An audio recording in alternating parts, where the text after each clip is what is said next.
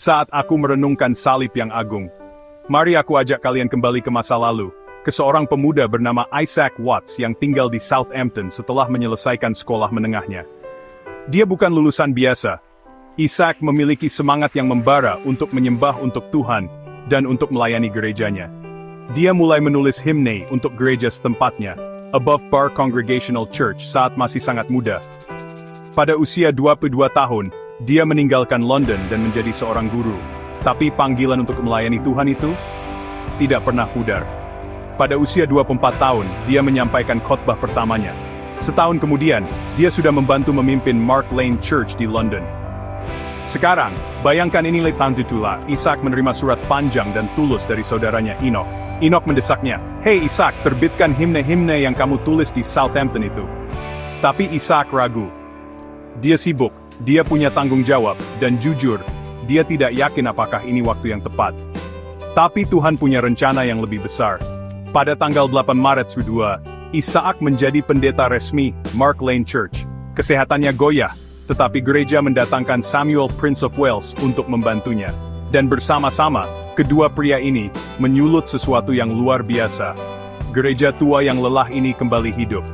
Orang-orang mulai berdatangan berbondong-bondong begitu banyak sehingga mereka harus membangun tempat ibadah yang baru. Percepat ke tahun 1707, Isaac akhirnya menerbitkan kumpulan himnenya yang telah dia tulis bertahun-tahun sebelumnya.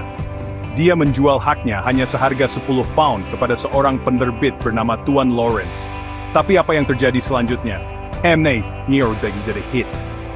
Selesai, mereka diterbitkan ulang pada tahun 1709. Dan dalam kumpulan itu ada salah satu himne paling kuat yang pernah dinyanyikan di gereja-gereja Inggris. When I Survey the Wondrous Cross, terinspirasi oleh Galatia 6:16, sebuah ayat tentang tidak bermegah kecuali dalam salib. Yesus, himne ini mengubah ibadah selamanya. Beberapa orang mengatakan itu adalah himne terbesar dalam sejarah gereja Inggris.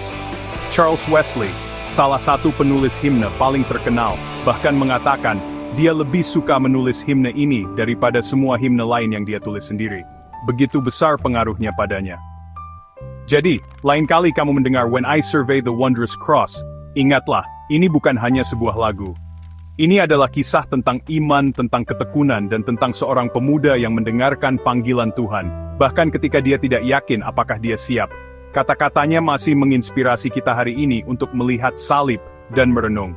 Terima kasih sudah mendengarkan. Jika cerita ini menyentuhmu, bagikan dengan teman, dan mari kita jaga lagu-lagu abadi ini tetap hidup di hati kita. Tuhan memberkati.